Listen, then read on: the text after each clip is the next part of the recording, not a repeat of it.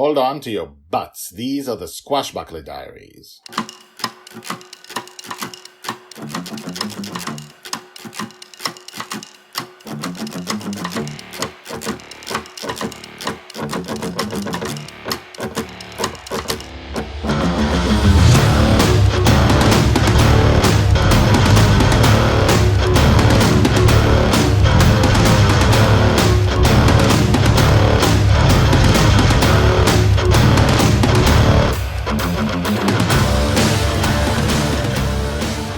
Welcome back. My name is Guy Hasson, and you are listening to the Squashbuckler Diaries podcast, the only daily epic fantasy podcast about the girl who lives in a dream and just slices of her life. Slice of life.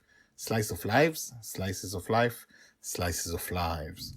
One of these is true, and I'm here to make your time better and have some fun while you are being sequestered away in your homes, unable to do anything but watch television, play games, and suffer from things you probably expected that would feel good. So, we are talking about Shelley, the girl who lives in her father's dreams, without either of them realizing it. He's only there when he falls asleep. When he's awake, he disappears. She is all on her own. Season 1 covers her from ages 2 to 6 because it's told by the Red Dragon, who is a dragoness, a female dragon who watches over them from afar from her hiding place. And if you want to know more about her, check out episode 0 of this podcast, the first pre-episode. The pre-episode that comes before the first episode. And we're going to slowly watch her life, watch her grow. But for now, we're taking our time learning who she is, learning what it's like to live in the dream, and everything, almost everything we hear, including mostly actually, things we don't expect to, everything is an Easter egg of things to come. But that's for the future. For now, let's just start with a simple, fun story. Episode 66, Joy's First Swim. Joy's age 2.5, told by the Red Dragon.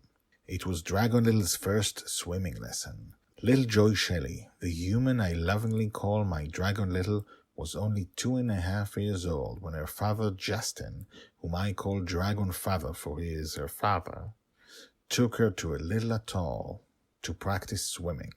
They were dressed in very colorful, I believe it is called swimming trunks.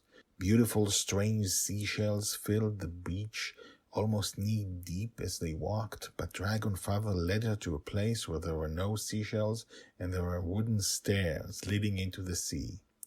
Here, he said, offering her what I've heard other humans in other dreams call a swim tube, a round inflatable object that keeps a child afloat.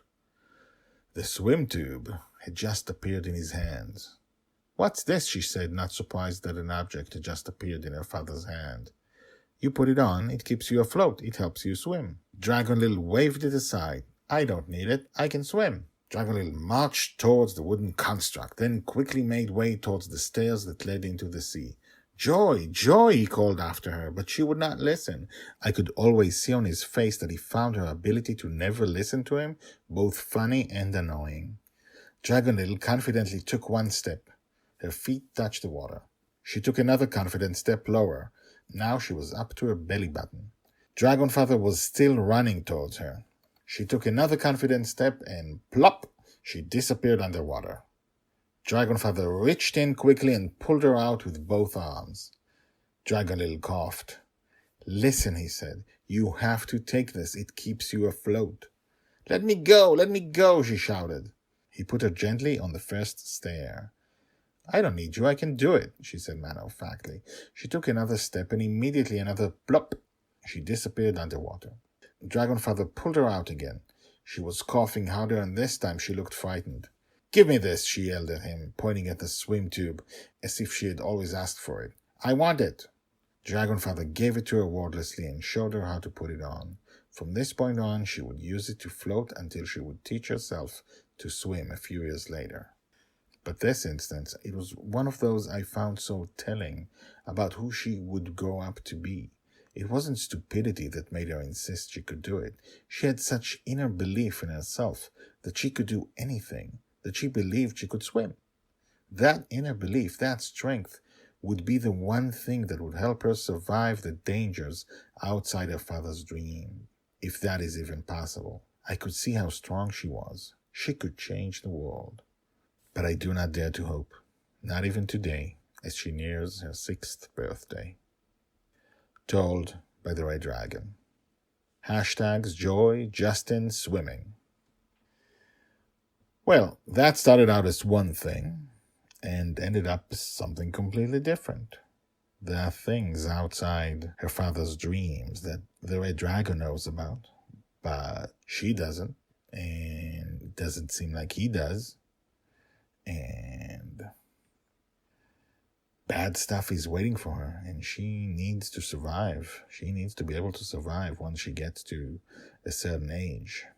But the questions that brings up, we're going to tackle at a later time. For now, if you haven't listened yet, listen to the previous 66 episodes. That's 65 episodes and one pre-episode. And tune in tomorrow. It's a daily podcast for episode 67. Have a good, safe, healthy day. And now the credits. The Squashbuckler Diaries are written and read by me, Guy Hasson. If you want to know more about the Squashbuckler Diaries, check out the website, guyhasson.com, which is GUYHASSON.com. The theme music is called Brash Gentleman and is by Thomas Herudek. I will talk to you again tomorrow in the dream. Ahoo! Okay, sorry about that.